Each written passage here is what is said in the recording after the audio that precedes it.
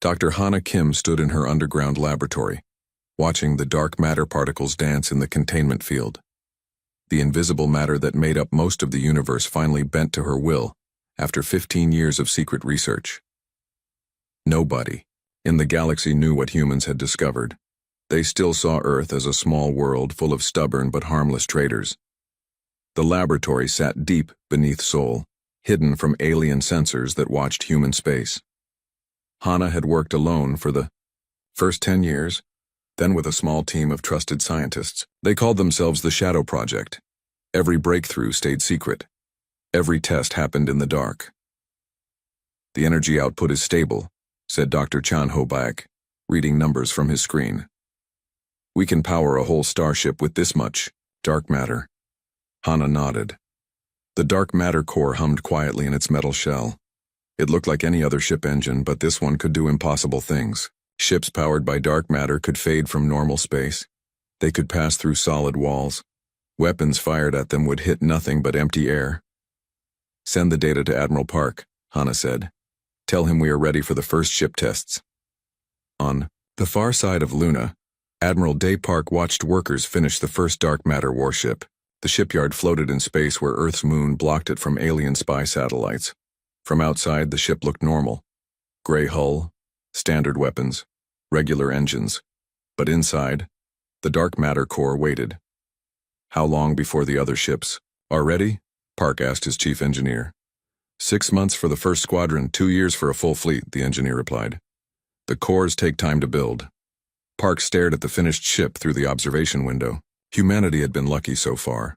The galaxy's major powers saw humans as useful but weak. They traded with Earth but never worried about human strength. That would change soon. The comm system beeped. A message came from Captain Tae-ho Lee, commanding a patrol ship near the colony world of New Busan. Park opened the channel. "Admiral, we have a problem." Lee's voice came through static. "Vorthan raiders are attacking the colony. They have 6 warships. I only have the Soul's Pride and 2 escort ships." Park's blood went cold. The Soul's Pride was one of 3 ships secretly fitted with a dark matter engine. Lee did not know about the special equipment. The installation team told him it was a new type of reactor. "Captain, you are ordered to engage the raiders," Park said. "Use all available resources." "Sir, they outgun us 3-1. We cannot win a normal fight. Trust your ship, Captain. It can do more than you know." Captain Tae-ho Lee cut the comm channel and looked at his crew.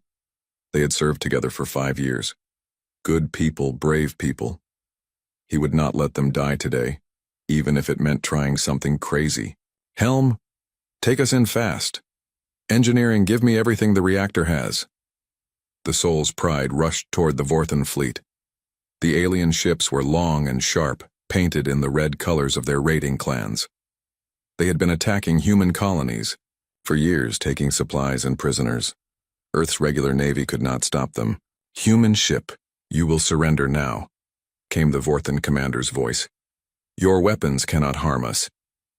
Lee gritted his teeth. The Vorthans were right about normal weapons.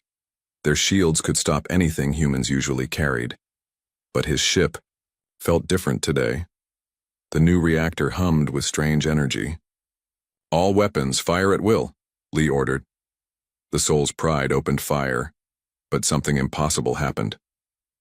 The energy beams passed right through the Vorthan shields like they were not there. 3 alien ships exploded in bright flashes. The other 3 raiders spun around in panic. "How did we do that?" asked the weapons officer. Lee had no answer. His ship fired again, and another Vorthan raider died. The last 2 aliens fled into hyperspace, their brave words forgotten. "Captain, the colony is safe," reported the communications officer. "But they are asking how we defeated shielded warships." "Tell them our weapons got lucky shots," Lee said. He did not understand what happened either. "And send a full report to Admiral Park." News of the battle spread quickly through human space, then beyond. Alien traders carried stories of human ships that could somehow hurt enemies they should not be able to touch. Most aliens did not believe the stories. Humans were not that advanced. But some aliens paid attention. In the halls of the Galactic Council, Ambassador Soo-jin Park listened to worried discussions. The Krex Empire wanted to know more about human weapons. The Etherian collective tried to read human minds across space but found strange barriers blocking them. Sujin kept her face calm, but inside, she smiled. The plan was working. Humanity's enemies would stay confused until it was too late. Dr. Hana, Kim received Lee's battle report in her hidden lab. The dark matter engine worked even better than she hoped. The captain used it by accident, not knowing what his ship could really do. Soon, human captains would know the truth. Soon, the galaxy would see what Earth could build. The test was perfect, Hana told her team. Dark matter lets our ships exist in normal space and dark space at the same time. Enemy weapons hit the normal space version, which is just an image. Our weapons fire from dark space, where their shields mean nothing.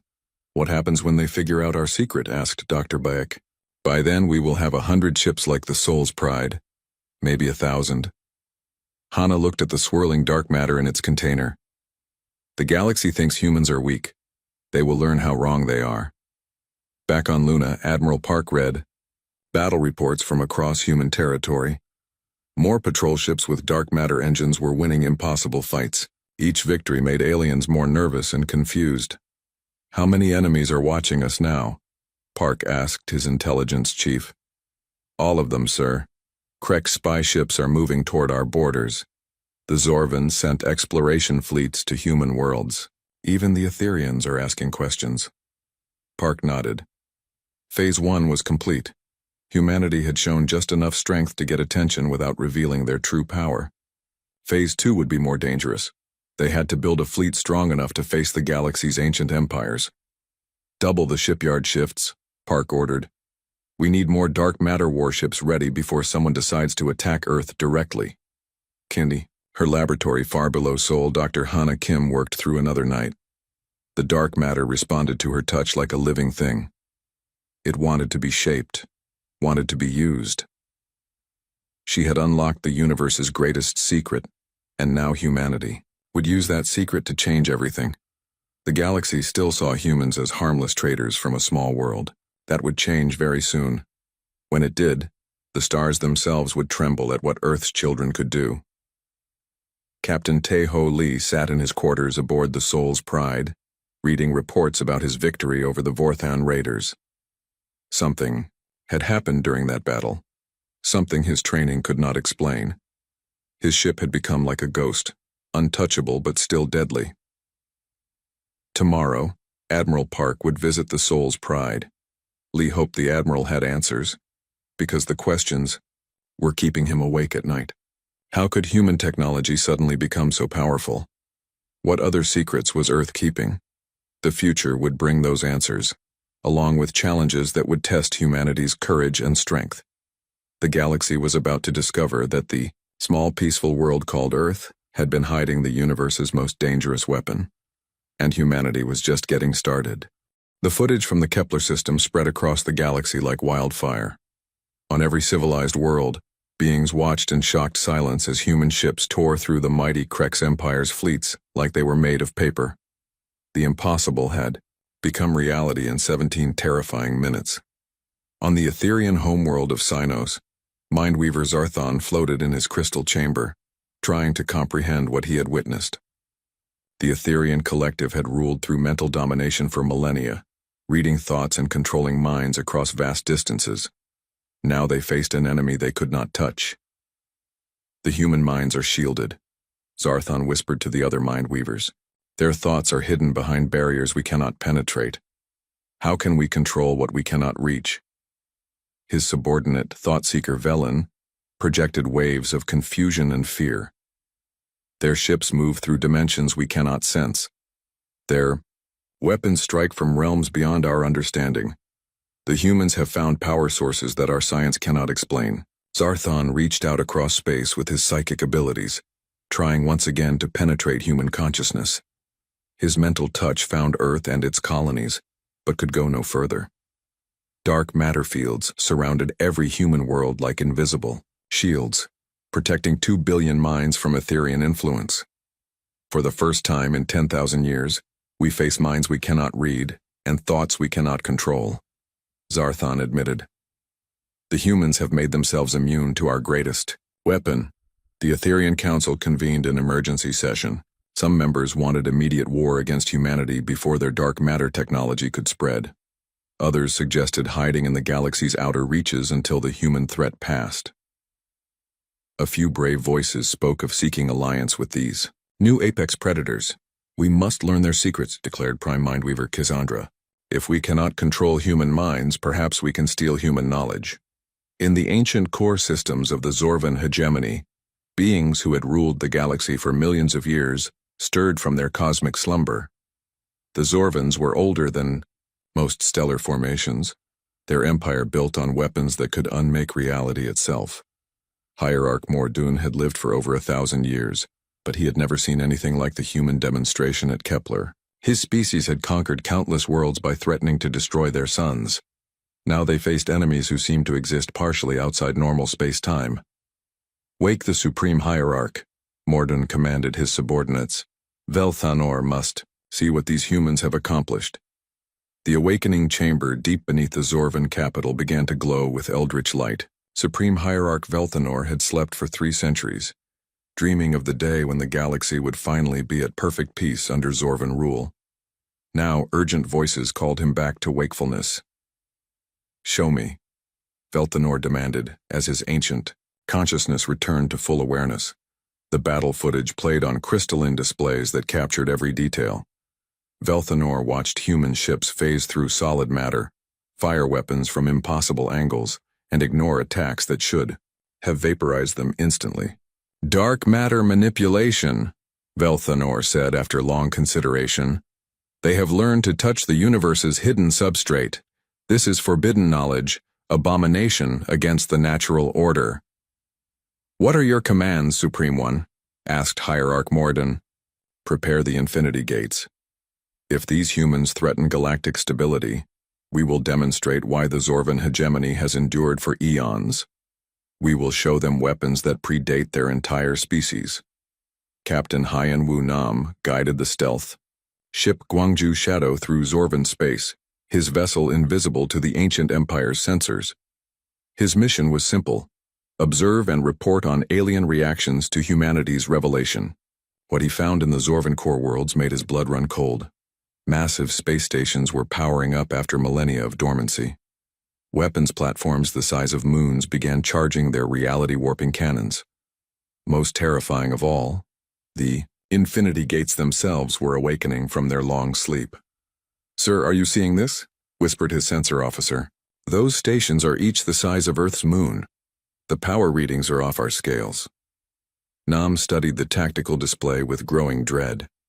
The Zorvans possessed technology that could destroy entire solar systems.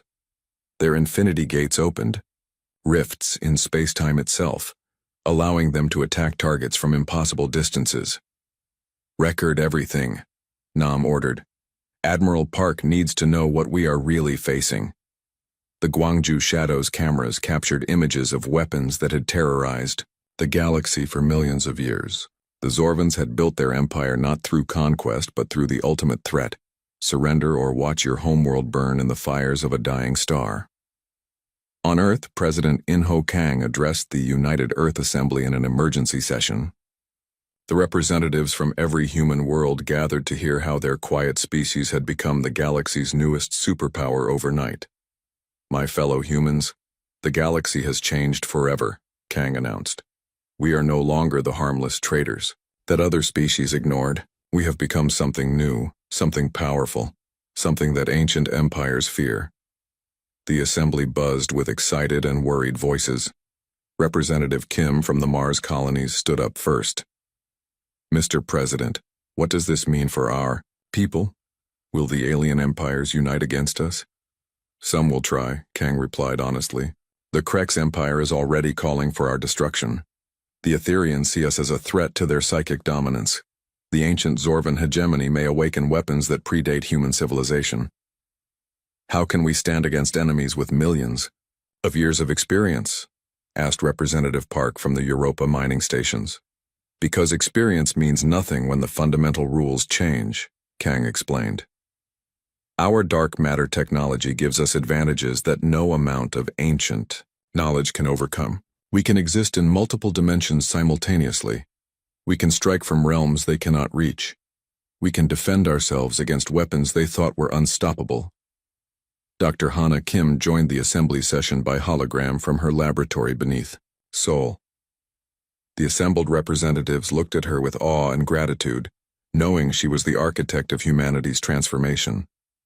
Dr. Kim, what can you tell us about our capabilities? Asked Representative Lee from the Alpha Centauri colonies. Dark matter makes up 85% of the universe, Hana explained.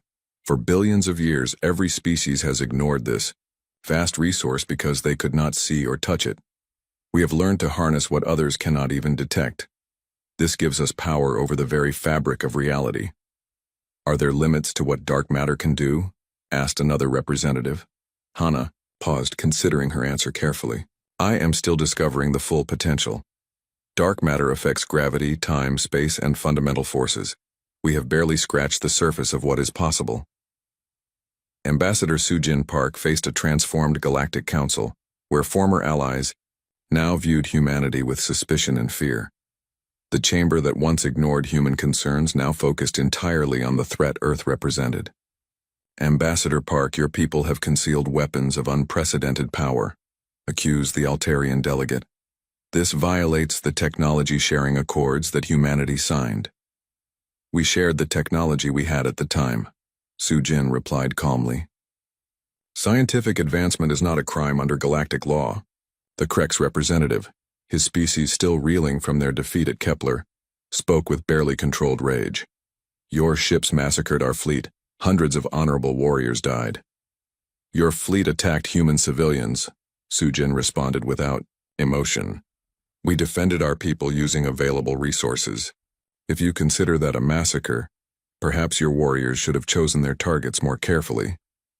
The debate raged for hours while Soojin maintained perfect diplomatic composure. Inside, she felt the weight of representing a species that had suddenly become the galaxy's apex predator. Every word she spoke could trigger wars or forge alliances that would reshape civilized space. Some species sought immediate alliance with humanity. The peaceful Delphini offered trade agreements and mutual defense pacts, recognizing that human protection might be their only hope against aggressive empires. The scientific Quellians requested access to dark matter research, promising to share their own technological advances in return. Others plotted humanity's destruction. The warlike Thraxians began mobilizing their fleets for a preemptive strike on Earth. The parasitic Vexhi saw human dark matter technology as the ultimate prize worth any risk to obtain. Captain Minho Song returned to Earth with intelligence, reports from across the galaxy. The reactions to humanity's demonstration at Kepler painted a complex picture of fear, greed, and desperate calculation. How many species are actively preparing for war against us? Admiral Park asked during the briefing. 17 confirmed, maybe 23, Song replied. The Krex want revenge. The Thraxians see us as a challenge to their warrior culture. Several smaller empires think destroying us now will prevent us from destroying them later. And potential allies? 41 species have requested formal diplomatic contact. Most are smaller civilizations looking for protection. The Quellians and Altarians might offer genuine partnership. Park studied the strategic display showing alien fleet movements throughout the galaxy. Admiral Day Park stood on the bridge of his flagship, the Inchen's Wrath, staring at the empty space around Kepler Station. His ship floated alone in the void while 3 Krex invasion fleets approached from different directions. 612 alien warships against 1 human vessel. The odds looked hopeless. That was exactly what Park wanted the Krex to think. Sir, the alien fleets will arrive in 30 minutes, reported his sensor officer. They are not trying to hide. Their approach. Why would they? Park replied. They think they are hunting a helpless prey. The Krex had broadcast their intention to capture Kepler Station and its 2 million human colonists. They wanted to study human technology and learn the secrets behind the impossible victories over Vorthon raiders. Fleet Commander Kraton promised to take prisoners for his scientists to examine. Park activated the ship-wide comm system. All hands, This is the Admiral. Today we show the galaxy what humanity has become. Every alien empire will witness this battle. They will see that Earth's children are no longer defenseless traitors. They will see that we have become apex predators. In hidden positions throughout the Kepler system, 11 other human warships waited in dark matter space. The crews had trained for months to coordinate their attacks perfectly. Each ship carried weapons that could bend the laws of physics, powered by engines that touched the universe's deepest secrets. Captain Yeon-Soo Lim commanded the Daegu storm from her position inside a gas giant's rings. Her ship was completely invisible to normal sensors, existing partially in dark matter space where alien technology could not reach. "Captain, I have visual contact with the first Krex fleet," reported her tactical officer. 87 vessels, including 4 dreadnoughts. "Weapons ready?" Lim asked. "All dark matter cannons charged and ready to fire." Lim smiled coldly. The Krex dreadnoughts were massive ships designed to crush enemy fleets with overwhelming firepower. Their shields could stop any known weapon, but dark matter cannons fired from a different dimension of space where shields meant nothing. The first Krex fleet dropped out of hyperspace near Kepler Station. Admiral Vextar the Bloody led them aboard his flagship, Crimson Victory. The alien commander studied his tactical display with satisfaction. One human ship against his entire fleet. This would be over quickly. "Human vessel, you will surrender immediately," Vextar broadcast on all frequencies. "Your weapons cannot harm Krex shields. Your ship cannot escape our superior speed. Surrender now and your crew will be treated according to galactic law." "Admiral." Park's response echoed across space for everyone to hear. "Fleet Commander Vextar, my name is Admiral Day Park of the Earth Defense Force. You have entered human space without permission and threatened innocent civilians. I am here to teach you why that was a mistake." Vextar laughed at the human's brave words. "One ship against my entire fleet? Your courage is admirable but foolish. You will surrender or be destroyed."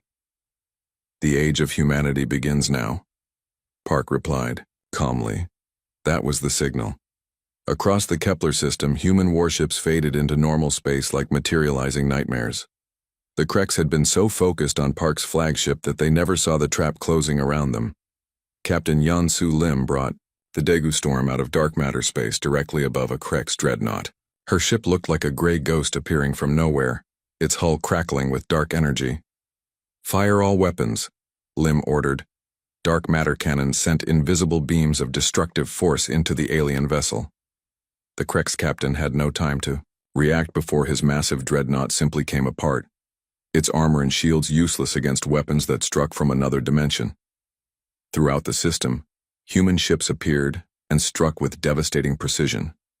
Captain Jae-won Ko used his ship's dark matter manipulators to compress space around 12 Krex cruisers, crushing them like tin cans. Captain Dong-hyun Shin phased his vessel through 3 alien destroyers, tearing them apart from the inside before materializing safely on the other side. "Impossible!" Vexatar screamed as his fleet died around him. "Human weapons cannot penetrate our shields." "Your shields exist in normal space," Admiral Park explained almost gently. "Our weapons do not." The battle became a demonstration of humanity's new power. Human ships moved like ghosts, appearing and disappearing at will. They fired weapons that ignored every known law of physics. When aliens fired back, their energy beams passed harmlessly through human vessels that had partially faded into dark matter space. Captain Min Ho-song brought the Busan runner alongside a Krex heavy cruiser and opened fire at point-blank range. The alien ship's shields flared uselessly as dark matter beams carved through its hull like tissue paper.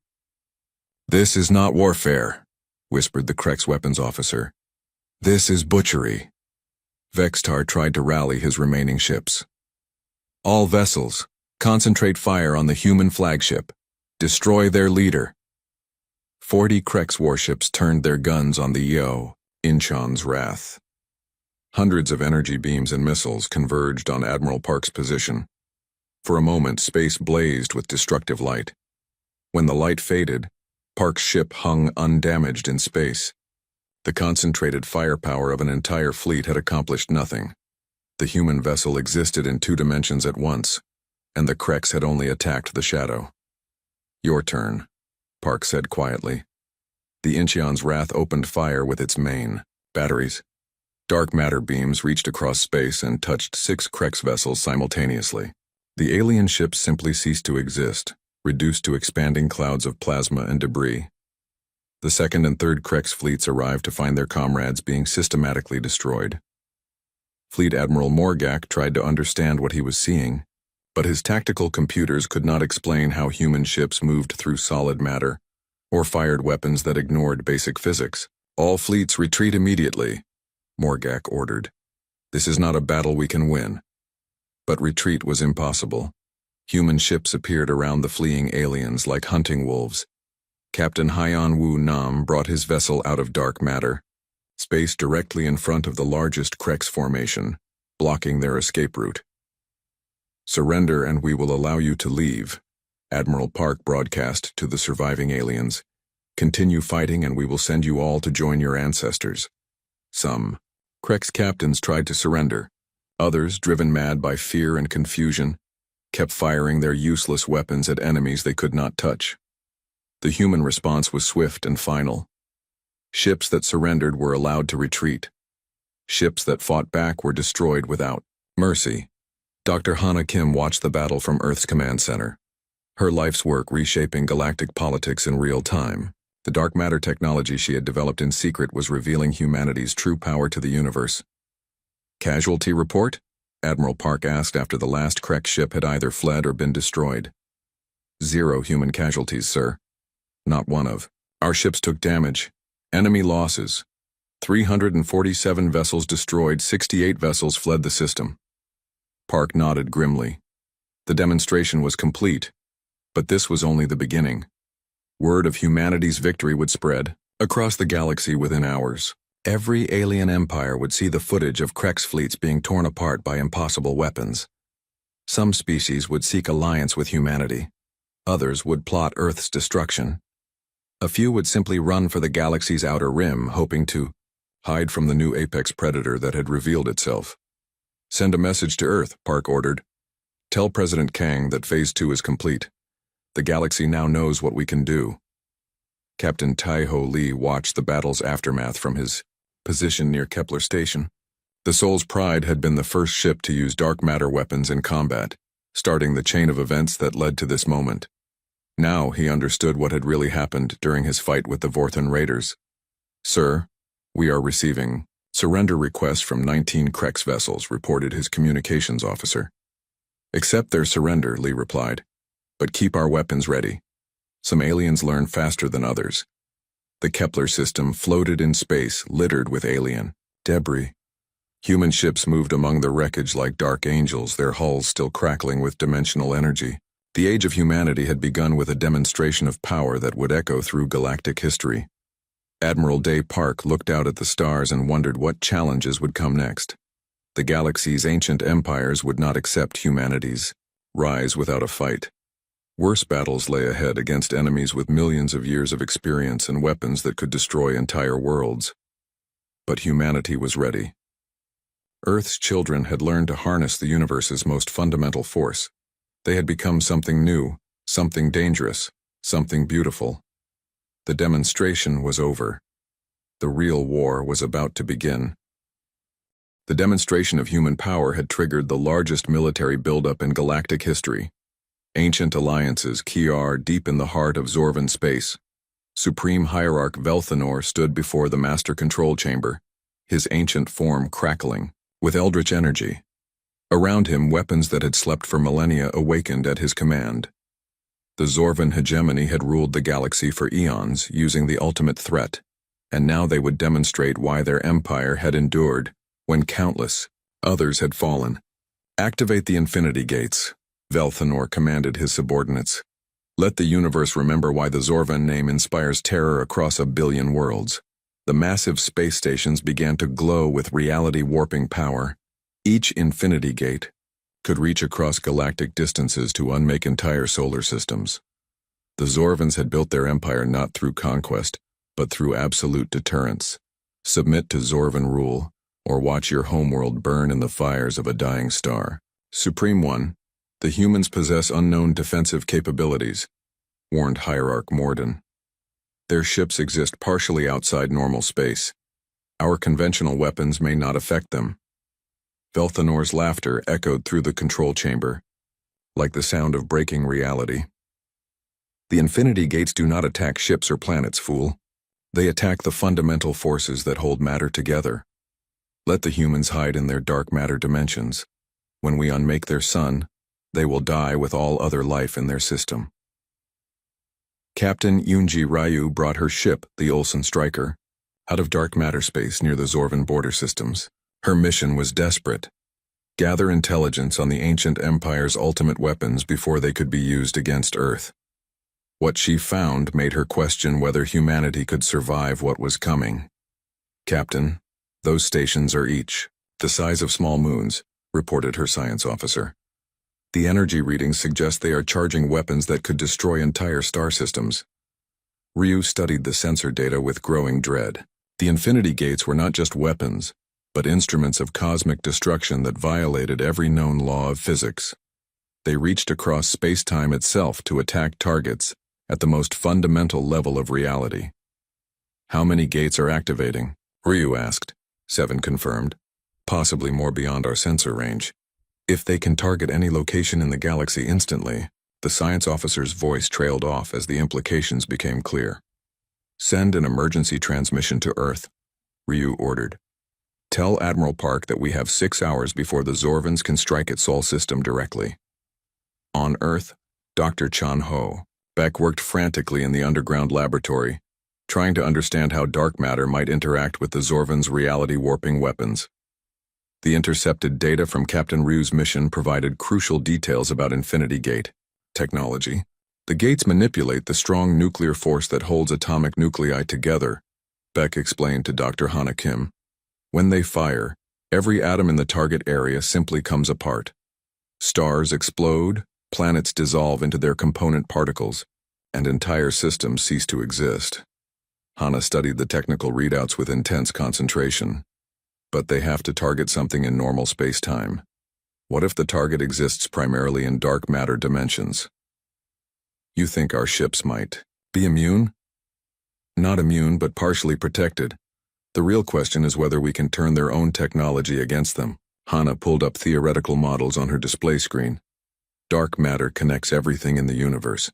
If I can find the right frequency, we might be able to use dark matter manipulation to disrupt the gate's targeting systems.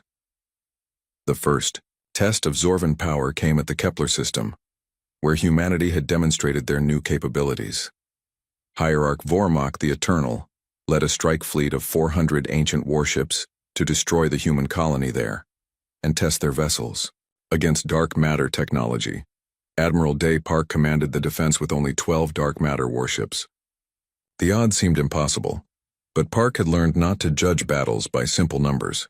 Human technology had moved beyond the realm where quantity mattered more than capability. All ships, assume defensive positions around Kepler Station, Park commanded. Remember, these are not Krex vessels. The Zorvans have had millions of years to perfect their weapons. Captain Dong-hyun Shin brought his ship, the Jeonju's Fury, into position near the station's main defensive grid. His vessel existed simultaneously in normal space and dark matter dimensions, making it nearly impossible for conventional sensors to target. Sir, the Zorvan fleet is dropping out of hyperspace, reported his tactical officer. I have never seen ships like these before. The alien vessels were works of art and terror combined. Their hulls flowed like liquid metal, constantly shifting between different configurations. Weapons that resembled organic growths pulsed with eldritch light. Most disturbing of all, reality seemed to bend around them, as if their mere presence wounded the fabric of space-time. Human vessels you will surrender immediately, broadcast Hierarch Vormok. Your dark matter tricks will not save you from weapons that predate your species by millions of years. This is Admiral Park of the Earth Defense Force, came the reply. You have entered human space without authorization. Withdraw immediately, or face the consequences. Vormak's response was to open fire with weapons that twisted the laws of physics. Beams of pure entropy reached across space, designed to age anything they touched into cosmic dust. Reality-warping missiles phase-shifted through multiple dimensions to strike targets that should have been untouchable. But the human ships were ready. Captain Shin's vessel phased deeper into dark matter space existing in multiple dimensions simultaneously. When the Zorvan entropy beams struck, they hit empty space where his ship appeared to be but was not entirely present. "Return fire all weapons," Shin ordered. Dark matter cannons sent invisible beams of destruction toward the Zorvan fleet. The ancient ship's reality-warping defenses bent space around them, deflecting attacks that came from normal dimensions. But dark matter beams traveled through realms the Zorvans could not fully perceive or protect against. 3 Zorvan cruisers simply ceased to exist, their exotic matter hulls unable to withstand weapons that struck from outside conventional space-time.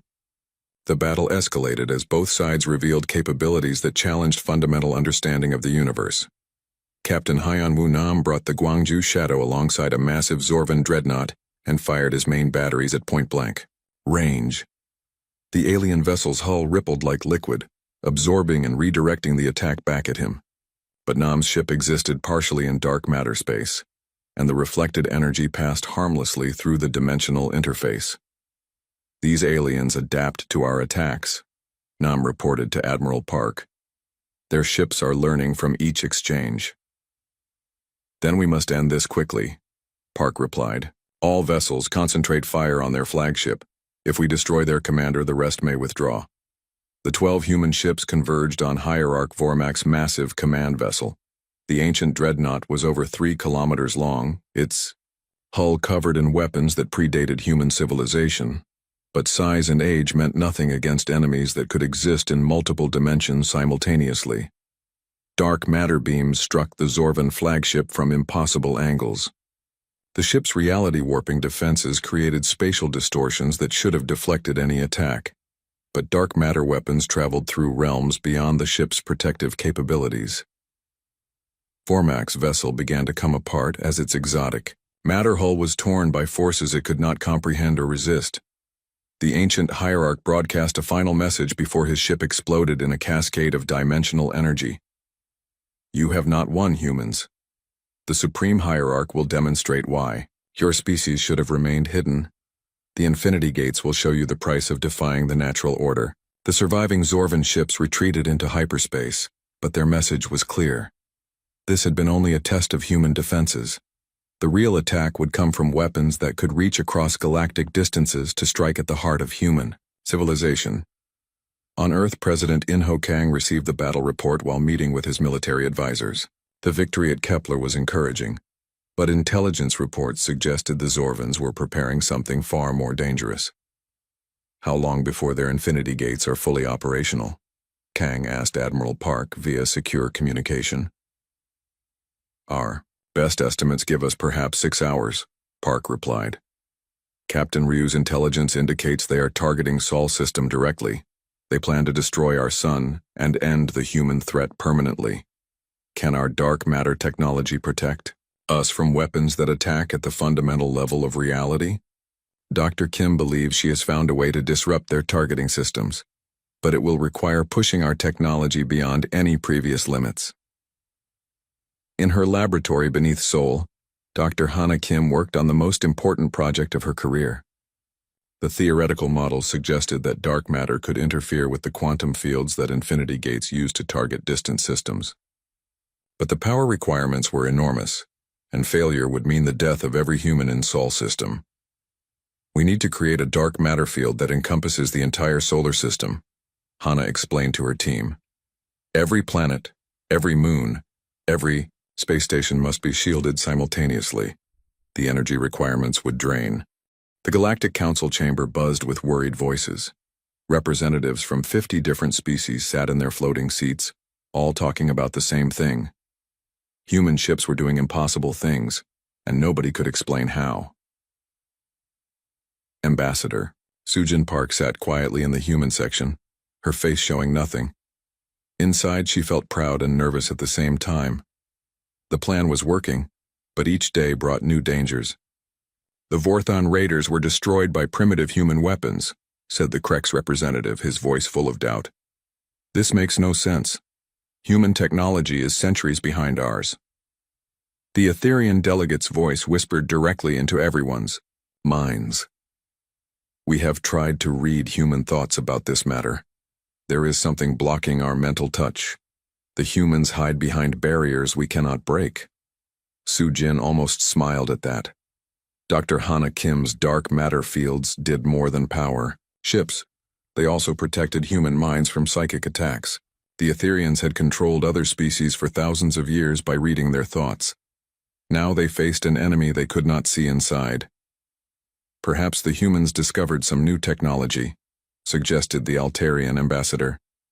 Small species sometimes make unexpected breakthroughs.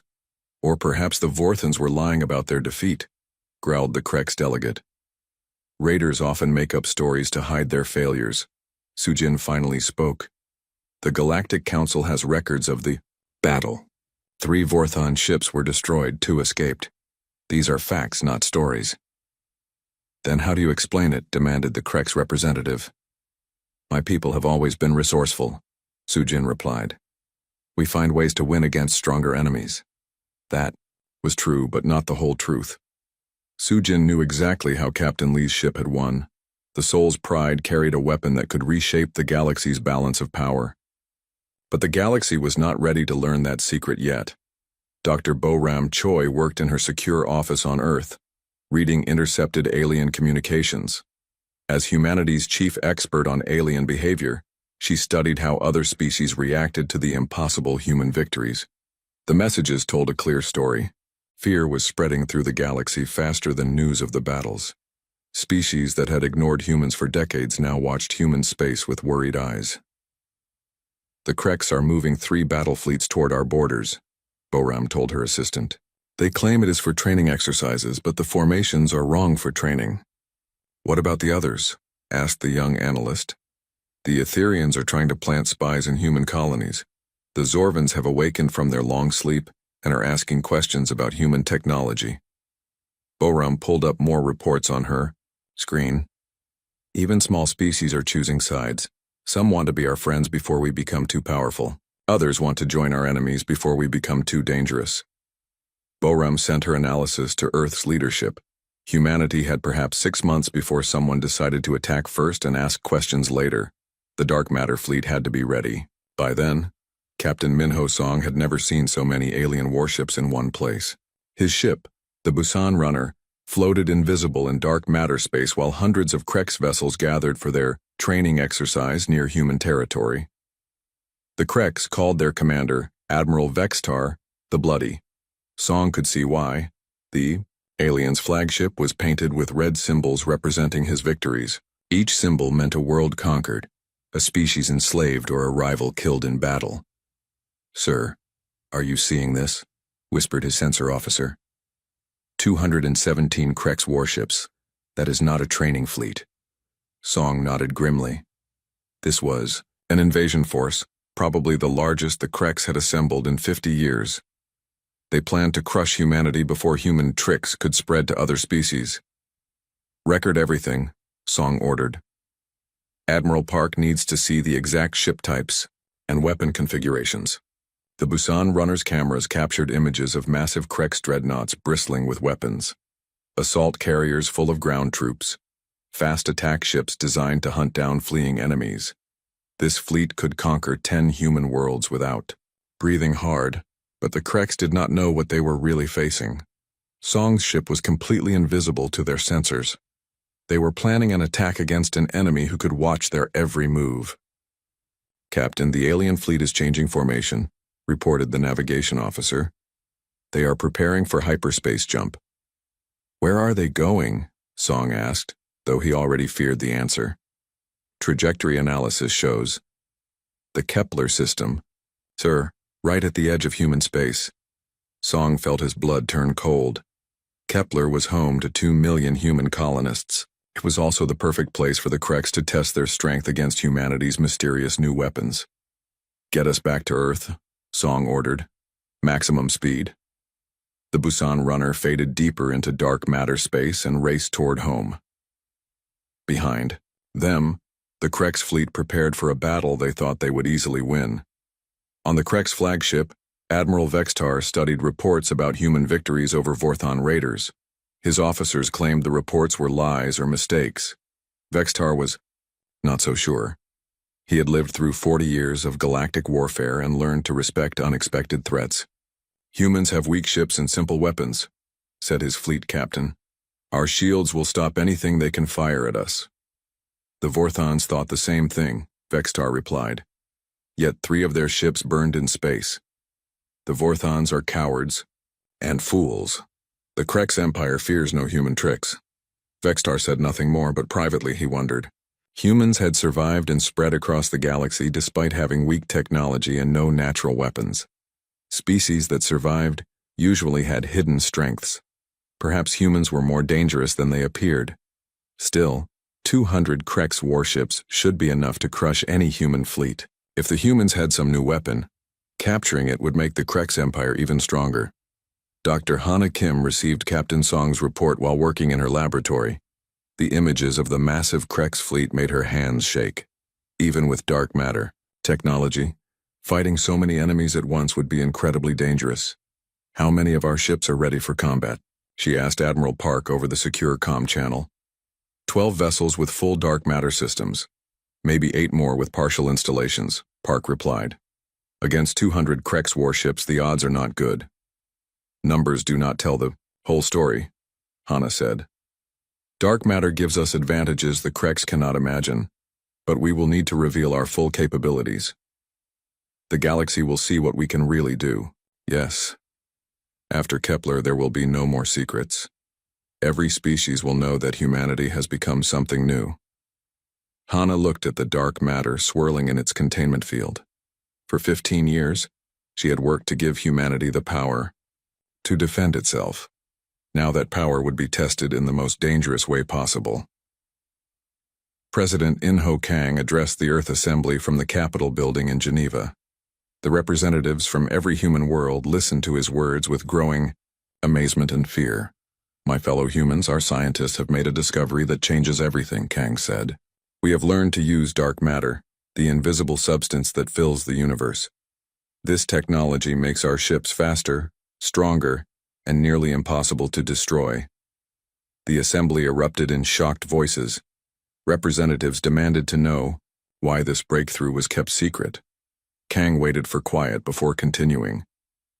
"We kept this secret because knowledge brings danger. Other species would have attacked us before we were ready to defend ourselves. Now they are coming anyway, and we must be prepared to fight." "How can we stand against the great empires?" asked the representative from New Tokyo. "They have millions of ships and billions of soldiers." "We do not need to match their numbers," Kang replied. "Our dark matter technology makes 1 human ship equal to 10 alien vessels. We will show the galaxy that humanity is no longer weak." Ambassador Soo-Jin Park watched the assembly session from the Galactic Council chambers. Soon, aliens would demand answers about human capabilities. She would have to choose between truth and deception, knowing that either choice could lead to war. The whispers of impossible human victories were about to become screams of terror. The galaxy would learn that the quiet species from Earth had become its newest apex predator, and humanity was ready to show their claws. The moment of truth arrived as 3 infinity gates fired simultaneously across the galaxy. Reality-destroying energy raced toward Sol system at speeds that bypassed normal spacetime, targeting the sun itself and every planet orbiting around. Its supreme hierarch Velthanor watched from his command chamber, confident that humanity's dark matter tricks could not protect them from weapons that attacked the fundamental forces holding matter together. Dr. Hana Kim stood in her laboratory, beneath Sol, her hands dancing across controls that channeled the power of an entire star. Around Earth and throughout Sol system, hidden installations activated dark matter field generators that she had spent years secretly installing. The sun itself became the power source for humanity's most desperate gambit. "Field generators are active," reported Dr. Chan Ho-Bayek. "We are drawing power directly from solar fusion. The dark matter cascade is beginning." Through space around every human world, invisible fields of dark matter began to form a protective barrier, unlike anything the universe had ever seen. The shield did not exist in normal space, but in the hidden dimensions that comprised 85% of reality itself. The Infinity Gate weapons struck the dark matter barrier surrounding Sol system and simply stopped. Energy that should have unmade an entire star dispersed harmlessly across multiple dimensions. For the first time in millions of years, the Zorvan Empire's ultimate weapons had failed completely. Impossible! Velthanor screamed as his instruments registered the failure. Nothing can stop the Infinity Gates. They attack reality itself. Only reality as you understand it, came Dr. Kim's voice across the interstellar communication channels. Dark matter exists beyond your comprehension. We have learned to shield ourselves with the universe's deepest secrets. The failure of the Infinity Gate sent shockwaves through Zorvan space. Ancient hierarchs who had slept for centuries awakened to learn that their species' ultimate weapons no longer guaranteed their supremacy. Panic spread through the empire that had ruled the galaxy through fear for eons. Captain Jiwoo Hong received her orders aboard the newly completed flagship Soul's Vengeance, humanity's first dark matter dreadnought. The massive vessel existed simultaneously in multiple dimensions, its hull crackling with reality-bending energy. Captain Hong, you are authorized to take the war directly to the Zorvan homeworld, Admiral Park transmitted from Earth. Show them that humanity is no longer content to merely defend ourselves. The Soul's Vengeance phased into deep dark matter space and traveled across the galaxy in minutes, bypassing millions of years of Zorvan defensive installations. The ancient empire had spent eons building fortifications in normal space, never imagining enemies that could attack from dimensions they could not perceive. Hong's ship materialized directly above the Zorvan capital world, its weapons trained on the planetary defense grid. The aliens' most heavily defended world suddenly faced an enemy that had appeared from nowhere. Zorvan forces. This is Captain Hong of the Earth Defense Force, she broadcast on all frequencies. Your Infinity Gates have failed. Your ancient weapons cannot touch us. Surrender now, and we will show mercy your empire never offered others. Supreme Hierarch Velthanor stared at the tactical displays showing a human vessel hovering above his homeworld. His species had ruled the galaxy for millions of years, but now they faced extinction from enemies they had tried to destroy. All defense stations fire at will, Velthanor commanded. Destroy the human ship. Ancient weapons that had protected the Zorvan homeworld for eons opened fire on the Soul's Vengeance. Reality-warping beams and dimension-shifting missiles converged on Hong's position with enough power to crack planets. But the human dreadnought existed in multiple realms simultaneously, and the attacks passed through empty space where the ship appeared to be, but was not entirely present. Return fire, Hong ordered calmly. Dark matter cannons sent invisible beams of destruction toward the planet's surface. The weapons struck not at physical targets, but at the quantum fields that held atomic nuclei together. One by one, the Zorvan defense stations simply ceased to exist, their exotic matter construction unable to withstand attacks from beyond conventional spacetime. But Hong's true target was not the planet's defenses. Deep beneath the surface lay the Master Infinity Gate, the weapon that controlled all others throughout the galaxy. If she could destroy it, the Zorvan Empire's reign of terror would end forever. Target the quantum signature directly below the capital city, Hong commanded. Full power to all weapons. The Soul's Vengeance fired its main batteries through multiple dimensions simultaneously. Dark matter beams reached through layers of reality to strike the Master Gate's control systems. The ancient weapon that had terrorized countless civilizations began to overload as forces it could not comprehend tore through its fundamental structure. Dr. Hana Kim watched from Earth as her life's work achieved its ultimate purpose. The dark matter cascade she had triggered was spreading throughout the galaxy, neutralizing every Infinity Gate simultaneously. The weapons that had maintained Zorvan supremacy for eons were becoming useless relics. The quantum cascade is reaching critical mass, Dr. Beck reported. Every Infinity Gate in the galaxy is experiencing systematic failure. Good, Hana replied. Let the universe see that no weapon, no matter how ancient or powerful, can stand against the fundamental forces of reality when properly understood. Across the galaxy, Zorvan hierarchs received reports of their ultimate weapons failing one by one. Some tried to activate emergency protocols, hoping to salvage their empire's power. Others simply fled toward the galactic rim, seeking refuge in distant star systems where they might hide from humanity's wrath. The ancient Zorvan Empire collapsed in a single day. Species that had cowered under their rule for millions of years suddenly realized their oppressors' weapons no longer functioned. Rebellions erupted on thousands of worlds as subject races threw off chains that had bound them since before human civilization began. Ambassador Sujin Park stood before the reformed Galactic Council aboard humanity's new mobile capital ship, Earth's Dawn. The chamber that once ignored human concerns now existed at humanity's pleasure. Its delegates gathered to hear how the galaxy would be reorganized. The age of rule through terror has ended, Sujin announced to the assembled representatives.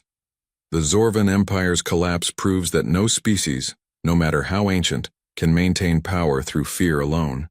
Humanity offers a different path, the Altarian delegate spoke first. Ambassador Park, what assurance do we have that humanity will not become the next galactic empire? Your dark matter technology makes you more powerful than the Zorvans ever were. Power without purpose is meaningless, Sujin replied. We seek not to rule but to protect. The galaxy has seen enough empires built on conquest and domination. It is time for something new. Some species remain suspicious of human intentions. The warlike Thraxians demanded proof that humanity would not use their overwhelming technological advantage to impose their will on weaker races. The parasitic Vexi plotted to steal dark matter secrets through infiltration and sabotage, but most civilizations recognized the truth. Humanity had gained the power to conquer the galaxy, but chose instead to liberate it. The dark matter technology that could have made Earth into a galactic empire was being used to establish a federation of equals. Captain Taeho Lee, whose routine patrol had started the chain of events that reshaped galactic civilization, now commanded the first joint exploration fleet venturing beyond the galaxy's rim. The Soul's Pride led a mixed force of human and alien vessels toward distant star systems where new mysteries waited. Sir, we are detecting artificial signals from the Andromeda Galaxy, reported his science officer. The patterns suggest advanced technological civilization. Lee smiled at the possibilities. The Milky Way galaxy had been transformed by humanity's rise, but the universe contained billions of other galaxies. Who knew what allies or enemies waited among distant stars? Set course for the signal source, Lee commanded. Let's see what neighbors we have in the cosmic neighborhood. Dr. Hana Kim continued her research in expanded laboratories that now existed on dozens of human worlds. Dark matter held secrets that could reshape reality itself, and she had barely begun to explore its potential. The technology that had saved humanity might someday allow them to transcend the physical universe entirely. What are you working on now? President Kang asked during one of his visits to the main research facility. The fundamental question of consciousness itself, Hana replied, gesturing to swirling patterns of dark matter in advanced containment fields. If dark matter connects everything in the universe, perhaps it also connects every thinking mind. We might be on the verge of discovering how intelligence itself emerges from quantum fields. The implications were staggering. If consciousness was linked to dark matter, then every thinking being in the universe might be connected at the deepest level. Humanity's mastery of dark matter could lead to understanding the nature of thought, memory, and existence itself. Admiral Day Park stood on the bridge of his flagship, looking out at stars that no longer held the same dangers they once had. The Meu galaxy was still full of challenges and mysteries, but humanity now faced them from a position of strength rather than